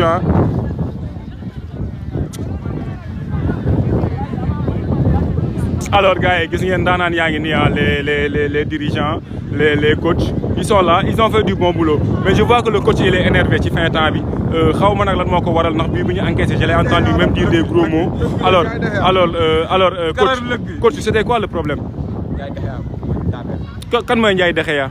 ah mooy gardien bi. waaw daa defee bu Edouard Mendy lii amul danger da ngay jàpp bal bi tax jàpp ko baax. ok dafa waroon jàpp bal bi jàpp ko alors gis ngeen dirigeant yaa ngi nii daanaan baa ngi nii alors frère moom daf il est venu tardivement malheureusement mais quand même il est là c'est ça le plus important c'est ça le plus important. important alors Mountakha sànq nag dafa doon ñëw bëggoon naa itam ngeen mu jox ñu le sama attaquant baa ngi nii foogoon naa ne tey andil na ma ko mais je vois que quand même il a fait son match mais il a été plus défensif il a pensé plus à aider la défense plutôt qu'à marquer un but mais quand même il a fait un match extraordinaire ci première période bi alors noo jàngatee sa première période maaleykum salaam jàmbaar maa ngi lay màggal bu baax maa ngi ñëw ci yow. damaa waroon dugal quoi mais noonu lay demee quoi. waaw mais le football du dugal kese dëgg la yow tey nekkoo ci axe bi pointé woo dañ la teg comme ailier alors li ñu doon gën a xaar ci yow ok dugal bii ci la bokk mais quand même nga jox gars yi ñu dugal alors quand même mais première période bu baax nga def quand même et je pense que match yi di ñëw da ngay gën a yokk niveau bi rek gën a ñëw alors gars yi Mountakha ngi nii ba léegi maa ngi bëgg mu wax ak jëmm alors Mountakha gars yi la ñuy déglu Mountakha du boyu kenn. waaw gars yi mooy li ma leen wax rek affaire yi moom cérémonie bi concept gis nañ nga def concept bu rafet wax dëgg fa na yàlla bu la neexoon nga ne mën na yem si boote rek defoo ko dañ see am na ñoo xam ne ñu ngi si biir groupe bi am na d'autres passion que football boo xam ne du football kese comme genre football bi yeneen jeu play doo ko mu ngi noonu daal mais gis nañ ngeen defal ñu rafet ak tamit jël sa propre indication tegal ñu récompense bu la neexoon du la si fekk ndax ñëpp dañuy joué jeu bi dañuy joué ñëpp mais gën ñoo motivé daal ñun daal ñu ngay ñaanal amiin waaw mais loolu yëpp c'est pour vous en fait c'est tout à fait normal dafa baax rek di jéem a xool lu kii mais man xaw ma woon ne booy nii lañ melan man ma foogoon tey su ma gisee Mountakha day nekk ko free ku ay ku mais naka def booy xoolal mënuñu sax wax si gi xool nit maanaam te buñ la jàppee ci play bi duñ la yërëm man léegi xam naa nu may def su may play ak ñoom damay ñëw toog seen wet ñoo ne ko jox ma code mais en tout cas vraiment ça fait plaisir alors gars yi ñu ngi noonu ah Gueye Teranga mooy génn nii gars yi yéen a ngi dégg acclamation du public vraiment mi ngi noonu Gueye Teranga il a fait son match merci beaucoup Gueye Teranga merci beaucoup alors moom bi muy génn na gars yi ñu ngi mën a 3-0 Alpha Oumar bilaay gars yaa ngi noonu di waajal di dugg si alors stade baa ngi nii nag gars yéen a ngi gis gars yi noonu ci kaw donc sànq père nee na ma daal naa ñëw quoi léegi ñëw naa père ñoom ñoo ñuy jox ndox yi quoi gis ngeen ay jus yi ay affaires yooyu noonu yu baax yi moo tax soxna si egsi rek mu ne ma kaay yow mi doon laaj jus ñëw na xam nga alors père ñu ngi lay siyaara ñu ngi lay bëggee bu baax yow moom daa mel ni yaa ngi commencé miinante ak association bi léegi alors looy partagé ak gars yi ci association bi nga xamante ne ñu ngi commencé léegi di miin stade Ndiarème di fi ñëw chaque fois di fi def événement. dëgg la affaire bu am solo. bu am solo parce que depuis daaw laa leen remarqué fii di leen fi gis. ba ren yàlla dogal na presque lépp lu ñuy jël ci ndox. dëgg la merci. maa ngi dem ba commencé miinante ak ñoom. malgré man supporteru Paris laa mais. gars yi sànni nañ ma baal quoi léegi. voilà ok mais sànq avant ñoo commencé match bi da nga ne woon yow supporteru Paris nga. ak ne ñun nañ la dóoral waa Marseille lu bëri. et que je pense que pour l' instant dóoragum nañ Marseille 3-1 lañ tolloogum xaw ma nag fii ak si kanam nu match bi di mujjee.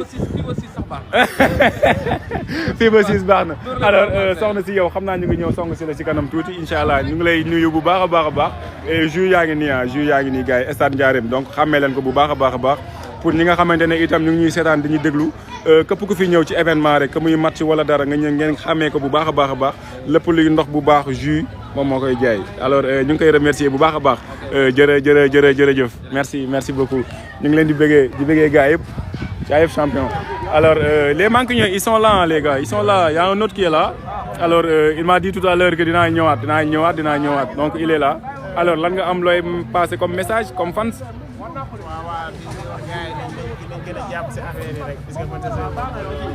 incha allah alors dinañ si gën a jàpp grand boobu maa ngi koy nuyu bu baax a baax alors gars yi deuxième mi-temps bi démarré na nag quand même depuis à peine 5 minutes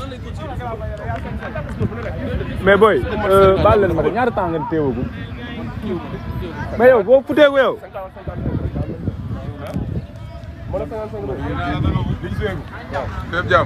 nice ñu ngi màggal bu baax a baax alors gars yi xool leen ko bu baax a baax ñu ngi leen di bëggee ndaanaan yaa ngi nii gars yi ñu ngi leen di bëggee mais respect waaw merci beaucoup alors vous avez vu Jambar ils sont là quand même pour nous écouter ils sont là pour nous aider ils sont là pour nous soutenir et c'est ça Manchester United alors yéen a ngi gis gars yi de deuxième mi-temps bi nag démarré na pour l'instant ba léegi ñu ngi ci 3-1 ba léegi ñu ngi ci 3-1 Cheikh Saliou boy ñaata ngeen téewagum ci temps bi waaye. alors 7 minutes moo demaguma donc va falloir que su ma leen di waxtaan ma ci ajouter plus 7.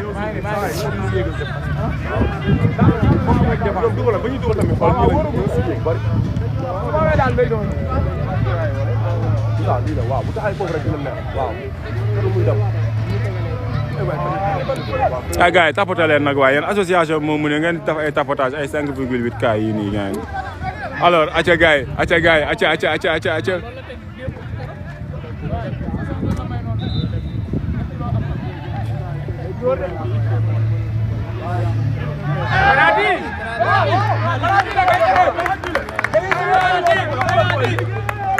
Kapi jox ko Kapi Grand Ndiaye Kapi Seydou Kapi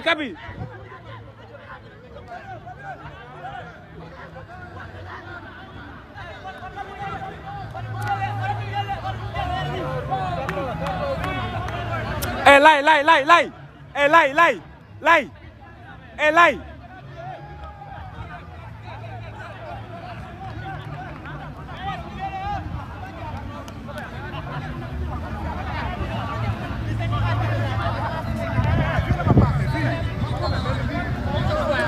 quand même mu FS dafa am penalty mais waa Marseille nee nañ bal bi penalty bi nekkul ci biir surface bi va falloir alors ñu dem VAR ñu dem VAR quand même mais gars yi nee nañ du penalty mais je pense que penalty la quand même il a été à l'intérieur quand même je pense que moom nee na laalu ko da ko teg loxo rek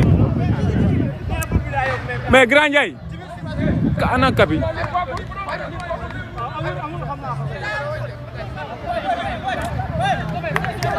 moom daa wax téléphone ak jabar ji ba xoolal mu ngi noonu alors il va faire la différence mu ngi noonu di dóor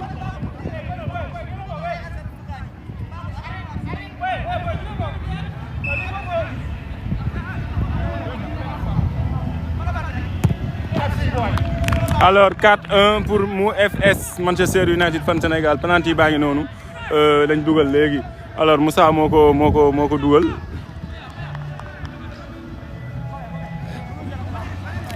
Moussa moo dugal 4e but bi alors instant bi association bi mi ngi mëne li nga xamante ne à la 10e minute ci prolongation ci 2e mi-temps bi 4-1 la ñu mëne actuellement.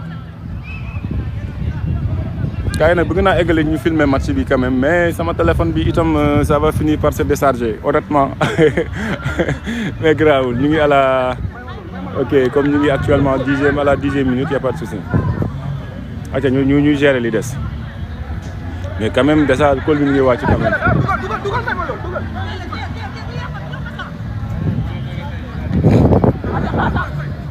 allez Kébé allez Kébé allez. Bien joué boy, bien joué. Acha Kébé, acha.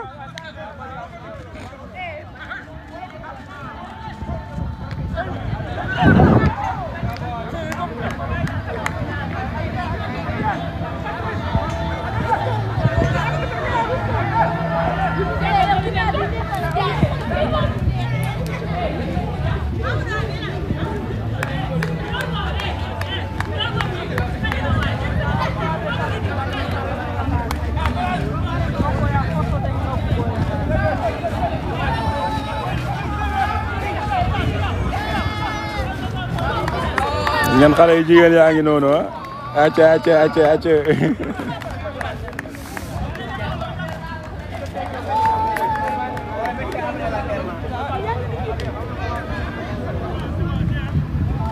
Gueye Teranga moom football na ba pare mu ngi noonu ci biti alors Gueye nag kaay nga wax ak gars yi nag quand même Gueye waxal ak gars yi na nga tojee deuxième mi-temps bi match bi nu mu demee noo ko jàngatee. ñoo ngi leen di bégg di leen siyaara waaw di leen tatagal bu baax a baax jox ñu kontaan nañ ko ci tamit quoi si tamit ñoo mënee mais match bi jeexagul saa yi ñoo mënee 4-1 mais kan ki dugal quatrième bii bi penalty bi léegi mais gars yi ñu ngi naan penalty am na penalty amul waaw ay ci biti la du ci biti mais quand même mu demee noonu. penalty am na moo tax arbitre sifflé na ko da kaa waroon jox sax carton rouge quoi. ndax dernier défenseur la woon. alors le match là lan nga gis ci waa Marseille yi est-ce que Marseille bi am nañ niveau. Marseille bi ak Marseille bi fóoloon xaw naa am différence tuuti mais bariwul quoi li am différence bariwul quoi na ñee doo leen 6 ñi doo gu leen 4 am nañ benn. incha allah d'accord amin ñu ngi koy ñaan bu baax a baax booy kay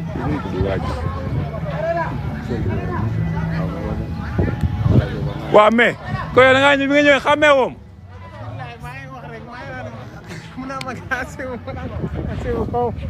man grand semu leen boy semu la da ngay ñëw bëgg a def grand xoolal frère bëgg maa def ab màgget xoolal ma lii man may boy du fils gis nga de maa ngi nii laa mel nag man moom xam nga rek bëgguma di wane wu di amul mais boy bi ma la gisee ne da ngaa blessé nga bañ maanaam kii du fen alors gars yi bu faa la ngi nii suñu légende bi ma leen doon wax sànq alors quand même naka nga jàngatee li nga xamante ne quand même moom mooy première période bi mais gis nañ ne itam ci début match bi am nga ay occasion yu bëri mais dañuy gis ne doo ñemee def ay course doo ñemee dóor quand même mais yow coûte que coûte am na fu la association bi toll ba yow boo doon waaj a dee sax mais foog nga ñëw mais alors pourquoi nga joué ak blessure bu fal malgré moo dugal troisième but bi ñu ngi koy félicité ci loolu quand même dinañ si ñëw léegi.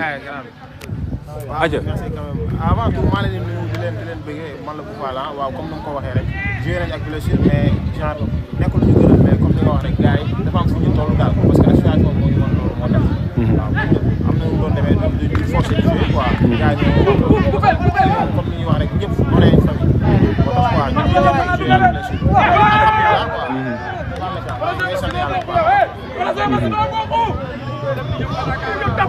alors premier mi-temps bi gis nañ la itam nga dugal alors ce but bi c'est vrai parce que gis naa la avant ngaa dugal sax am nga ñaari balle de but yoo xamante ne quand même man je pensais que à l'époque yooyu da nga koy dugal mais bon xam naa ne blessure bi man moom moo waral tey peut-être t'as pas osé dóor wala itam jëloo yenn risques yi et est-ce que quand même loolu tey bu doon Marseille tey quand même amoon nañ beneen niveau est-ce que nekkul woon luy pénaliser équipe bi. si maa ngi ko doon wax léegi si biti bu nekkoon équipe boo xamante ni du ma leen jugé si mi sax mais bu nekkoon équipe boo xamante ne am nañu wax dëgg yàlla du ma risque di jouer quoi. xam nga fii la match bi war a ma xam ne mooy loolu quoi c'est pas mi-temps raté naa ko te teewul gis nga ñëw mu ne 4-1. alhamdulilah. ouais c'est vrai que raté nga ay balle de but quand même avant nga dugal mais quand même dugal nga. alors t'as marqué un joli but aussi. alors ce but bi noo koy expliquer gars yi ñi lay déglu ñu jàngat but bi. but bi de comme ni ko gars yi doon récupérer balle bi teg ci militaire mu passaat ma passe kaay. waaw passe kaay moom loolu moom sa yëf la quand même loo mën la et je pense que actuellement il est à 1 minute benn but rek moo ko desee pour mu battre recordu légende bu Manchester yi bu fan Sénégal bi voilà donc vraiment jege na ko lool jege na ko waaw di nga joxe landu mais quand même merci beaucoup félicitations à toi et xàmmee leen ko bu baax a baax nag mooy suñu star mooy suñu VIP bu Fall notre fierté ñu ngi koy bëggee bu baax a baax alors gars yi gis ngeen de amaat nañ léegi remplaçant yi dugg nañ physionomie match bi changé na mais quand même ba léegi attention dafa mel ni Seydou dafa wàccaat ci axe bi wala nu mu demee nii non Seydou Diallo quand même waaw il fait un très bon match aujourd'hui je pense qu'à l'heure où je vous parle il est l'homme du match mais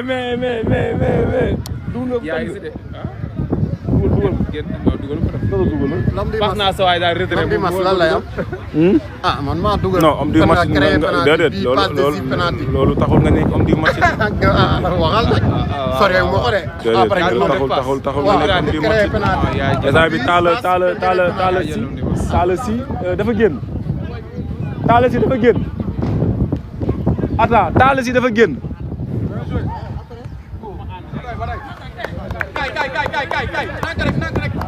yéen man taala si dafa maa réer si terrain bi coach taala si dafa génn ok taala si dafa génn alors on va parler quand même du match aussi c'est des mancuniers moom il était sur le terrain tout à l'heure vous l'avez vu il a fait un très bon match aussi il n'a pas marqué mais quand même gis ngeen passe décisive bi nga xamante ne def na ko alors noo jàngatee match bi nga xamante ne quand même mu FS Montpellier football ak waa OM 221 Galas. c'est nañ match bu baax c'est nañ match bu baax ñu doon marché.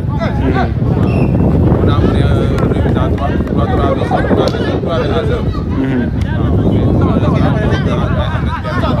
d'accord.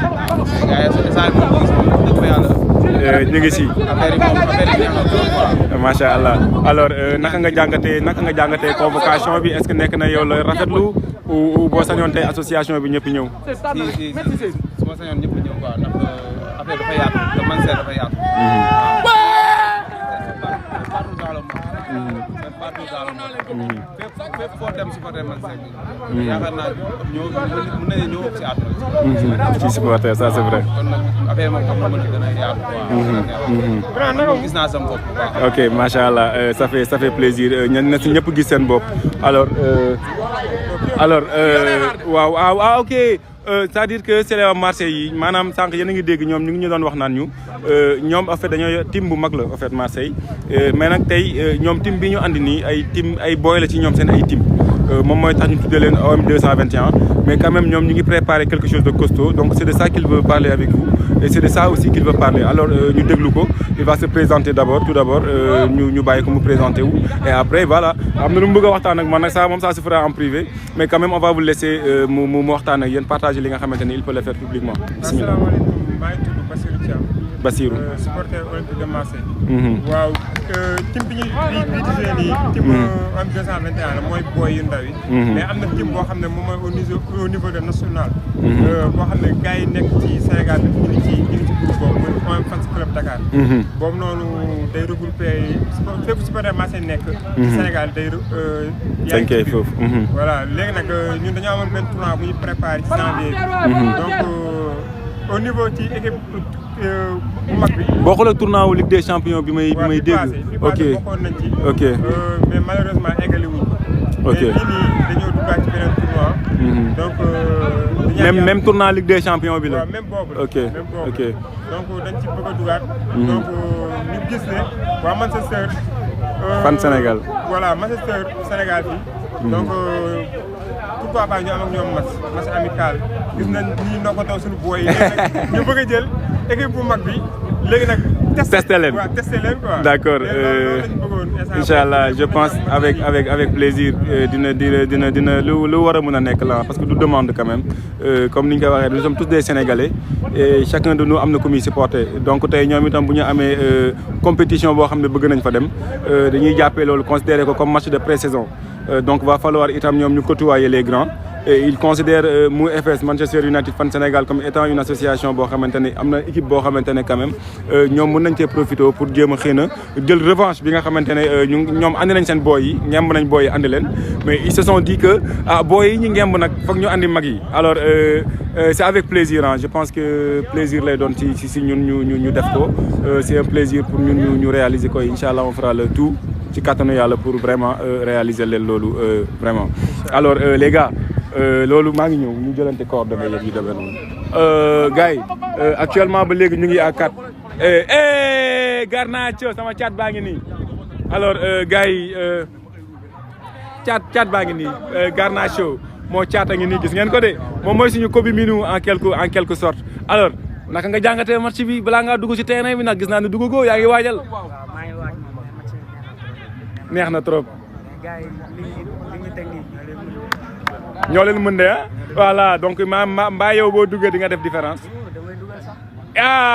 ça fait plaisir inchallah alors dégg ngeen sama chat bi nee na moom bu duggee sax day dugal et ça aussi lu am solo la ndaanaan yaa ngi nii mais bon va falloir Guèye dawal ma nii maanaam boo ko beneen dina ñëw beneen ak nii ma mën a waxtaan dama gis liste bi ma ne liste la moom.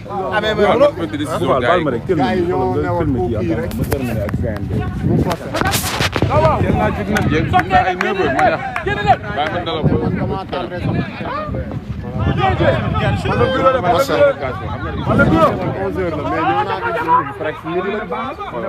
non ba xoolal dama familier.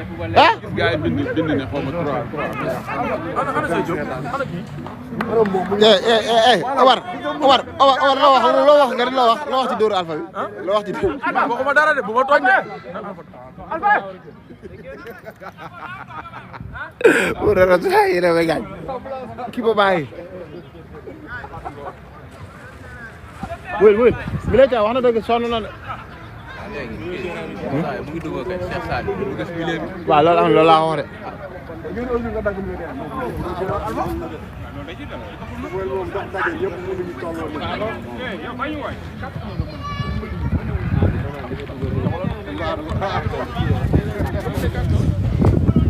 waaw gars yi match baa ngi nii di daw match bi 4-1 la pour Manchester United après beneen équipe bu disponible rek na wax di leen fàttali ne l'équipe est toujours imbattable ah. ok di leen fàttali ne l'équipe est toujours imbattable ñoo mën ñëpp. waa Real ah. waaw waa Real war na mën a am na équipe. neex na waaw su match yooyu mooy gën a am ampleur mooy gën a neex.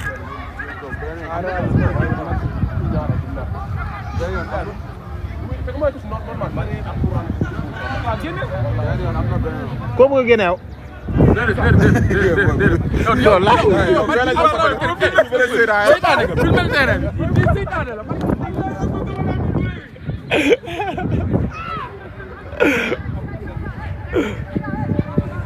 ba pare sax war naa lay xaw ma la wax ne xaw ma alfal ko la man depuis sànq ba léegi yow laa doon bàyyi xel.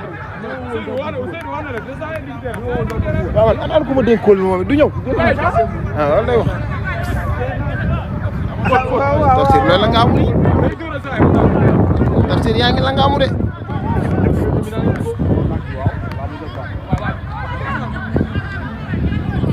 kii mooy njëkk a jàpp Tafsir.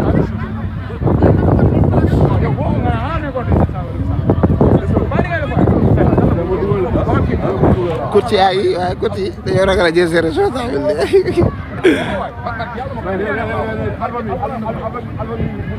comme gars yi comme ni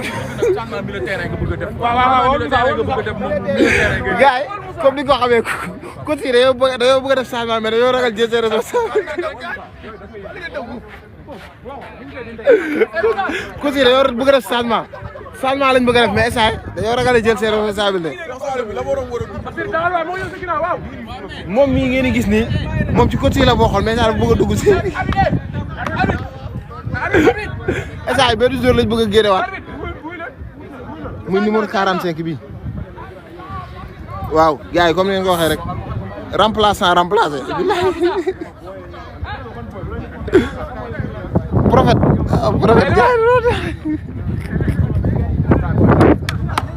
Cheikh génn waat na Moussa. Merci boy. Ayo, Moussa, baax na de.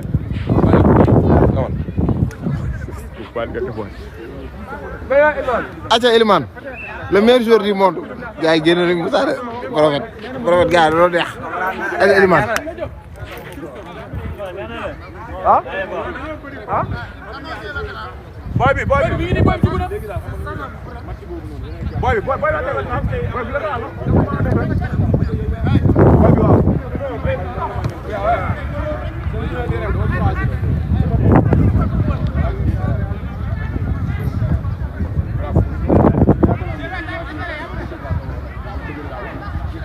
moom sax match bi ñaar 4-1 buteur yi daa mel na kii la Seydou ak kan Donald Moussa ak Boufa day dugal comme noonu rek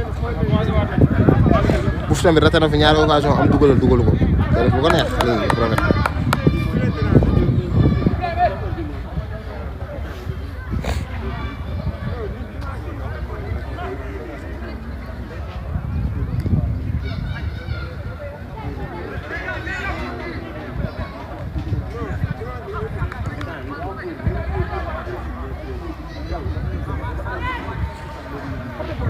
aïe aïe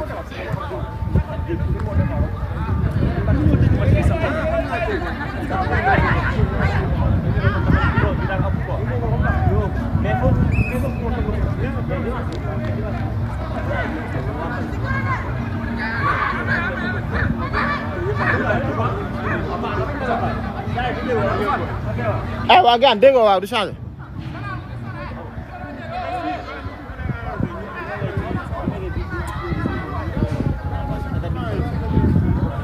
la prochaine fois changement dañ koy xoolaat waay ah non loolu dugul de. ay yoroo leen beneen pôle ah. borom bii bu rëy baa ngi doo ci woote. woote na. mooy sone. non ma yore nee na yor ko. kii laay nee na woon bi sonné rek. ah waaw fa laa nekk nii. waaw kii saa moo ma télé fii ci live am bi mooy ne di wax merci beaucoup teel ma ci live am bii gaan